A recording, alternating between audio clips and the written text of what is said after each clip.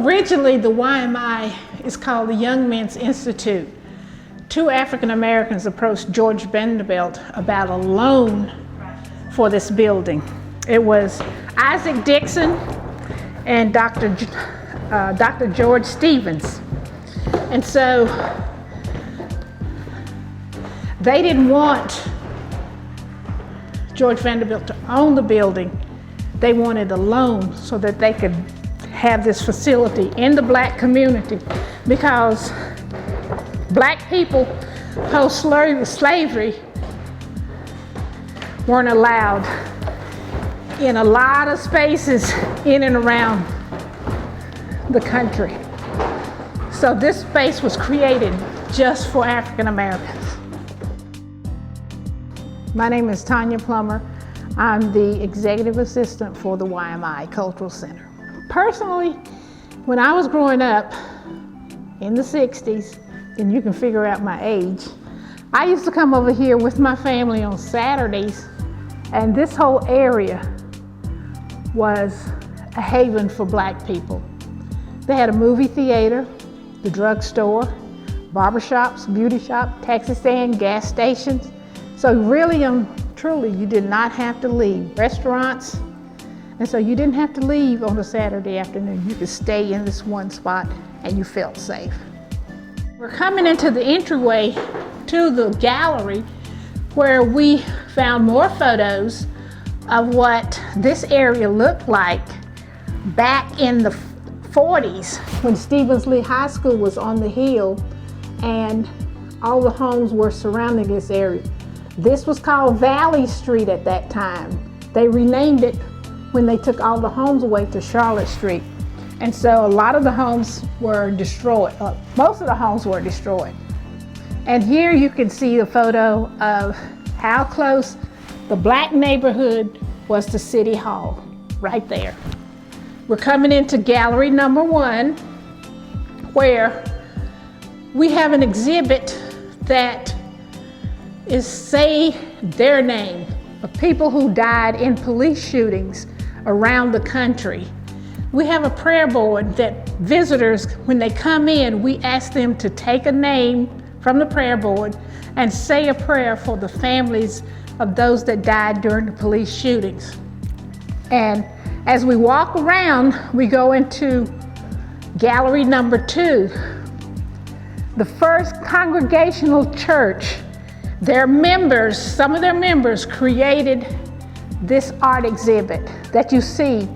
It's just a portion of the names of the people who died during police shootings.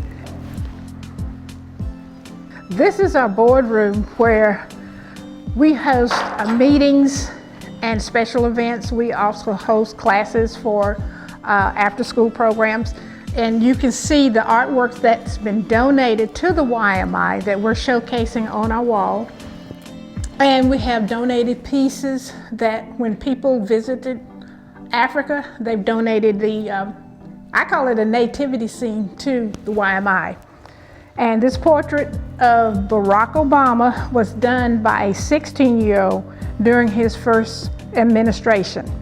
And I think it's amazing. And so this room is one that we are going to fix up, remodel in next year.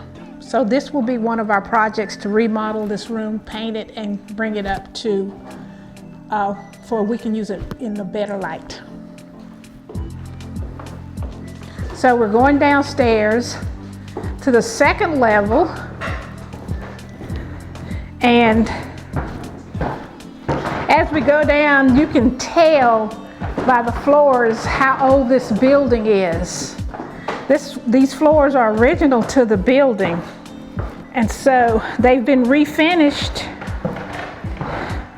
but it sounds like an old house, and that gives the charm to the building. It adds charm and character to the YMI. Okay, this is our auditorium.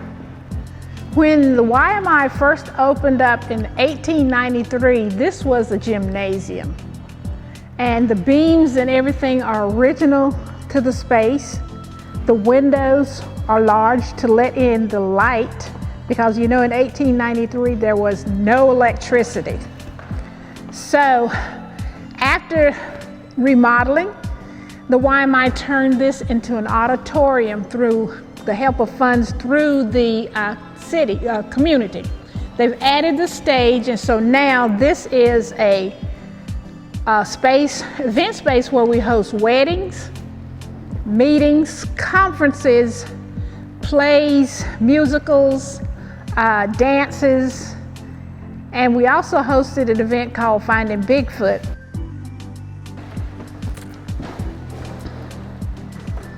So this is the hallway where we, once again, we're going down the stairs. That adds flavor to the building. And so we have artifacts and pictures that were donated to the YMI.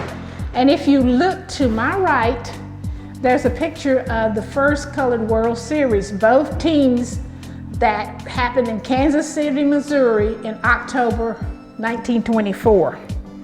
And these are a couple of more donated items. And we have donated items for Willie Stargell. He was not in Asheville, but he was, I think he lived in Wilmington. We're going down to our main lobby entrance. And if you notice on the wall, we have a progression of pictures that showcase the YMI. We have pictures for the workers that worked on the Biltmore House, the first board of directors, and then we see students. We had this building hosted a library, like I said, a gymnasium, swimming pool, doctor's office, drugstore, funeral parlor, and a place to take baths. In 1 year, 2,000 baths were taken in the YMI. And so you can see sometimes the inside of the library with the librarian. And if you notice, it was called the Colored Public Library because during the Jim Crow era, black people weren't allowed into public libraries because they couldn't sit down and they could not stay. They hardly could check out books. So at the late 70s, early 80s, the YMI fell into disrepair due to lack of funding, a lack of membership, and the city of Asheville was going to condemn this building. But through the efforts of one man, Mr. Johnny Barton, and the community, they raised funds to remodel this building. So if you look here, this is the stairwell that we just came down. This is the destruction that happened. They couldn't repair it, but they found funds to repair the stairwell to what you see now. And I think it's great. All right, we'll take you down to the basement.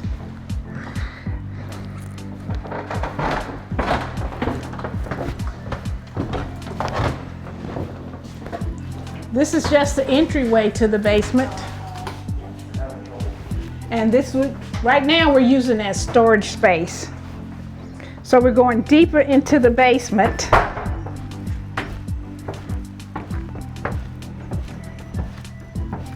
And this basement is very large, and there is a lot of space that's used as storage now, which we want to do with our fundraiser, get money so that we can turn it into usable space.